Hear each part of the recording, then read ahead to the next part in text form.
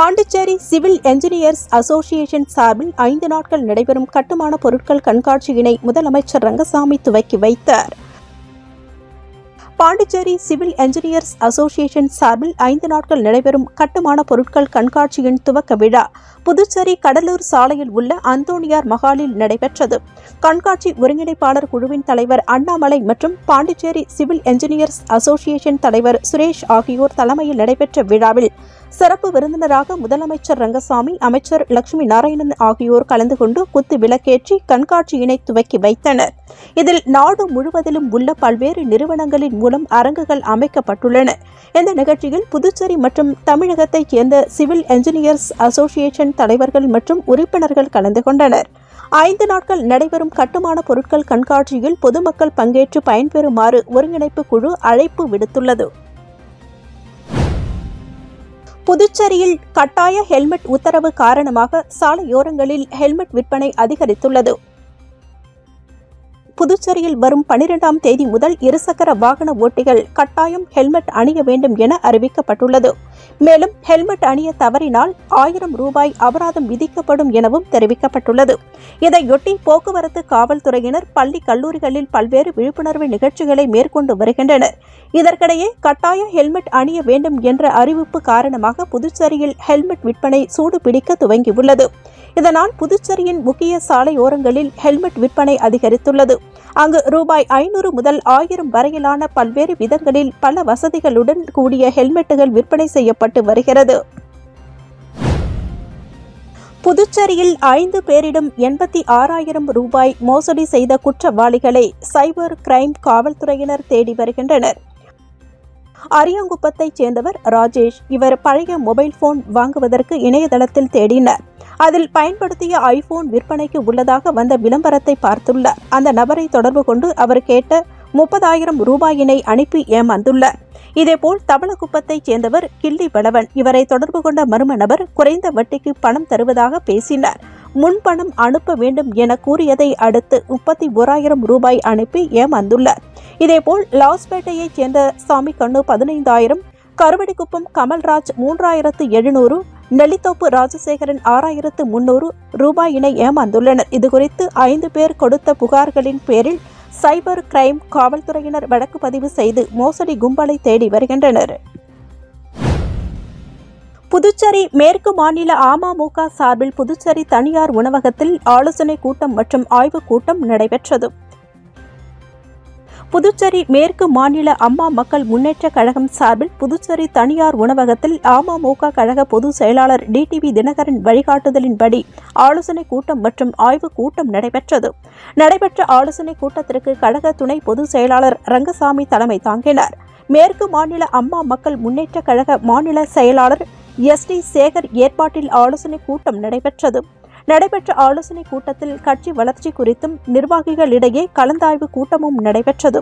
இதில் கட்சி வளர்ச்சி பணிகள் குறித்தும் முக்கிய முடிவுகள் எடுக்கப்பட்டது. நிகழ்ச்சியில் அமைப்பு செயலாளர் ஆறுமுகம், அவைத்தலைவர் வீரப்பன், ரகுபதி உட்பட கட்சி நிர்வாகிகள் திரளாக கலந்து கொண்டனர். புதுச்சேரியில் கத்தி முனையில் தம்பதியினை மிரட்டி 20 சவரன் தங்க நகைகளை மர்ம நபர்கள் கொள்ளையடித்துச் சென்ற சம்பவம் பரபரப்பை ஏற்படுத்தியுள்ளது. புதுச்சேரி காமராஜர் நகர் தொகுதிக்கு உட்பட்ட சின்னையன்பேட் ஐயப்பன் நகரைச் சேர்ந்தவர் சங்கர். இவரது மனைவியுடன் சேர்ந்து ஜூஸ் கடை நடத்தி வருகிறார்.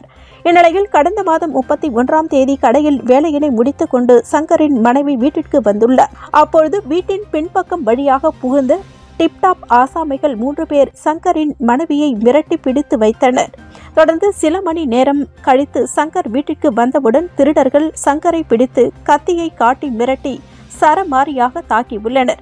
பின்னர் வீட்டில் இருந்த 20 சவரன் நகை, ஒரு ஐபோன் மற்றும் CCTV காட்சிகள் அடக்கிய TVR ஆகியவற்றை திருடிக் கொண்டு அங்கிருந்து தப்பிச் சென்றனர். இது தொடர்பாக சங்கர் அளித்த புகாரின் பேரில் கோரிமேடு காவல்துறையினர் வழக்கு பதிவு செய்து மர்ம கும்பலை தீவிரமாக தேடி வருகின்றனர். பெட்ரோல், டீசல் விலை உயர்வை கண்டித்து இந்திய ஜனநாயக வாலிபர் சங்கத்தினர் வாகனங்களை கயிறு கட்டி இழுத்து நூதன ஆர்ப்பாட்டத்தில் ஈடுபட்டனர். புதுச்சேரி மாநிலத்தில் பெட்ரோல், டீசல் விலை உயர்த்தப்பட்டதற்கு பல்வேறு தரப்பினரும் கண்டனம் தெரிவித்து வருகின்றனர். அந்த வகையில் இந்திய ஜனநாயக வாலிபர் சங்கம் சார்பில் பெட்ரோல் டீசல் விலை உயர்வை கண்டித்து நூதன ஆர்ப்பாட்டம் நடைபெற்றது. சங்க தலைவர் கௌசிகன், செயலாளர் சஞ்சய் சேகரன், பொருளாளர் ரஞ்சித்குமார் ஆகியோர் தலைமையில் 50க்கும் மேற்பட்ட நிர்வாகிகள் கலந்து கொண்டு வாகனங்களை கயிறு கட்டி இழுத்து வந்து நூதன ஆர்ப்பாட்டத்தில் ஈடுபட்டனர்.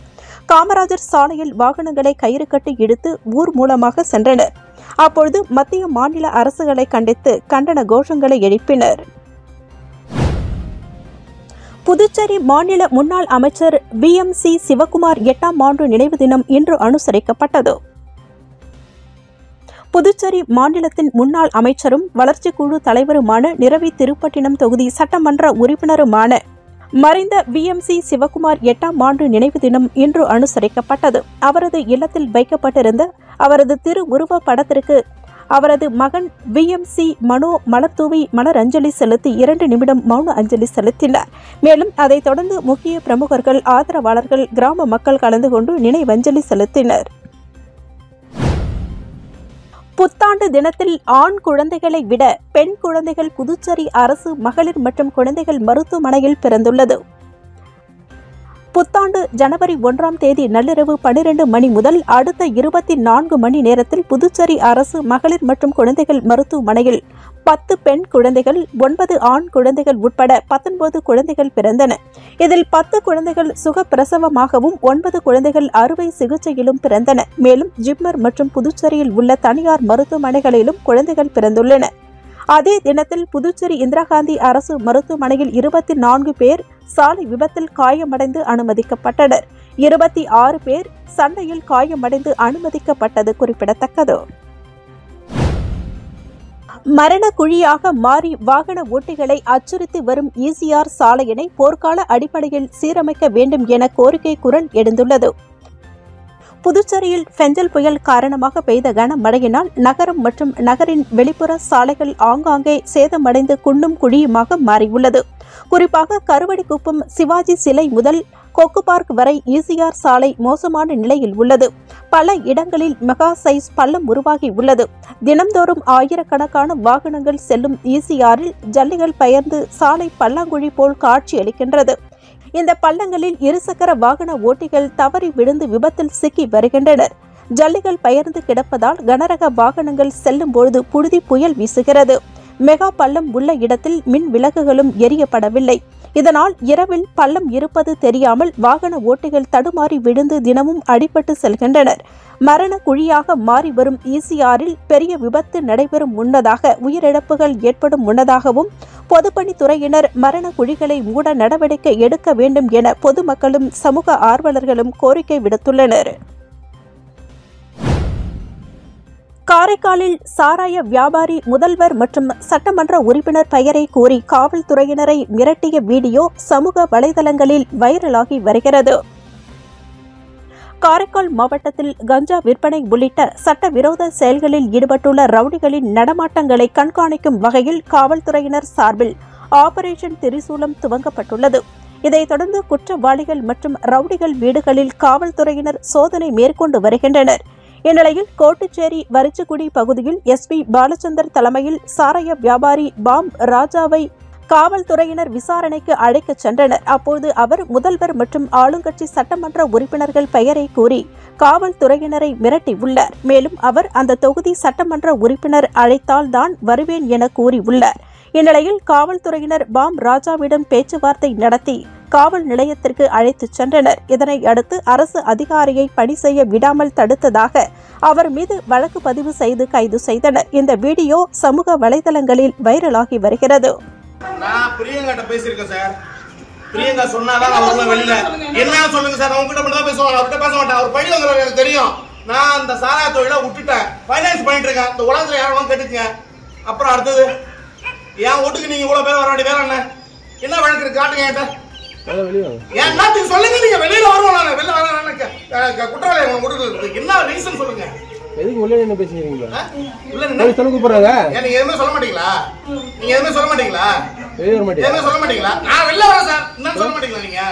இது எதுக்கு சார்? இது இவ்வளவு கரெக்டா எதுக்கு சார்? நான் தொகுதி சார், நான் தொகுதி பொறுப்பாளர், என்ஆர் காங்கிரஸ் தொகுதி பொறுப்பாளர். இதை நான் லேசர் விட்டுற மாட்டேன், லேசர் விட்டுற மாட்டேன். இது சிஎம் வரைக்கும் போவோம். என்னன்னு பாத்துங்க நீங்க.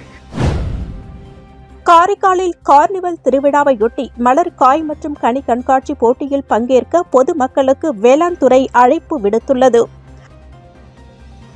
காரைக்கால் மாவட்ட நிர்வாகம் மற்றும் வேளாண் விவசாயிகள் நலத்துறை இணைந்து வரும் 14ஆம் தேதி முதல் 17ஆம் தேதி வரை காரைக்காலில் மலர் காய் மற்றும் கனி கண்காட்சி நடைபெறுகிறது. இதில் ஒரு அங்கமாக வேளாண் துறை சார்பில் வீட்டுத் தோட்டம், மாடித் தோட்டம், நிறுவன தோட்டம், பூந்தொட்டி சேகரிப்பு, தானியம், காய் மற்றும் கனிகளை கொண்டு படிமம் தயாரித்தல் மற்றும் மூலிகை செடிகள் சேகரிப்பு உட்பட பல பிரிவுகளில் போட்டிகள் நடைபெறுகிறது. இப்போட்டியில் அதிகபட்ச பரிசுகளை பெறுவோருக்கு மலர் ராஜா மற்றும் மலர் ராணி விருதுகள் வழங்க ஏற்பாடுகள் செய்யப்பட்டுள்ளது. இப்போட்டிகளில் கலந்து கொள்ள ஆர்வம் உள்ளவர்கள் 3ஆம் தேதி மதியம் 3 மணி முதல் 12ஆம் தேதிக்குள் வேளாண் துறையை அணுகி தங்கள் பெயரை பதிவு செய்து கொள்ளலாம் என குறிப்பிடப்பட்டுள்ளது.